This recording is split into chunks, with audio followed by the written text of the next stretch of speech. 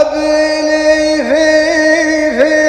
في نجد سجى بشوف بروقها واسمع رعادها.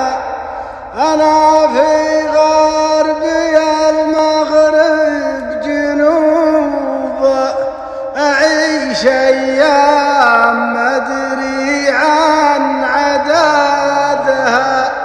أغيب مع السباريت الخلية وأعيش مع الحرار ومع هدادها.